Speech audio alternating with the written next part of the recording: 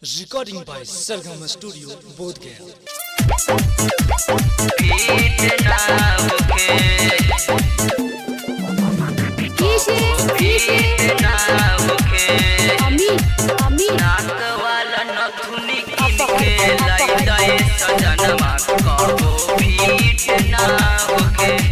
बड़ी राजा मजा ले लपियावा के घर में तू तो आवत रहला हो भोरे भिनुसार में। बड़ी राजा मजा ले लपियावा के घर में तू तो आवत रहला हो भोरे भिनुसार में। चाचानी नैहर सैया के साथ दूसर ना होखे, चाचानी नैहर सैया के संगे दूसर ना होखे। नाक वाला नथुनी किन के लाई दे सजनमा कबो फिट ना होके। नाक वाला नथुनी किन के लाई दे सजनमा कबो फिट ना होके।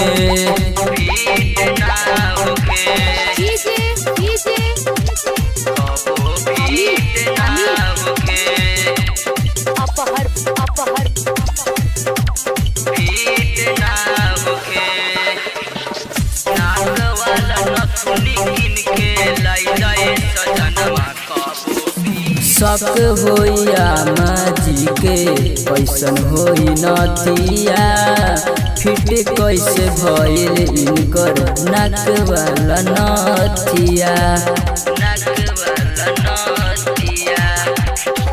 शक होइया माजी के कैसन होई नथिया, फिट कैसे भइल इनकर नाक वाला नथिया। सब दिन के फूलल सामान हमर सुख गइल बा, सब दिन के फूलल सामान हमर सुख गइल बा। नाक वाला नथुनी किन के लाई दे सजनवा कबो फिट ना होखे। नाक वाला नथुनी किन के लाई दे सजनवा कबो फिट ना होखे।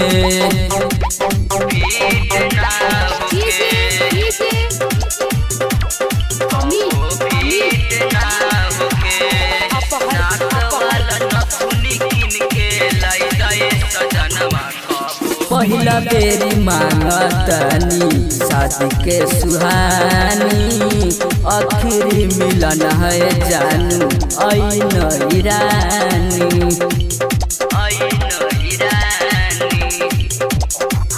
पहिला बेरी मांगतनी शादी के सुहानी, आखिरी मिलन है जानू ऐन रानी।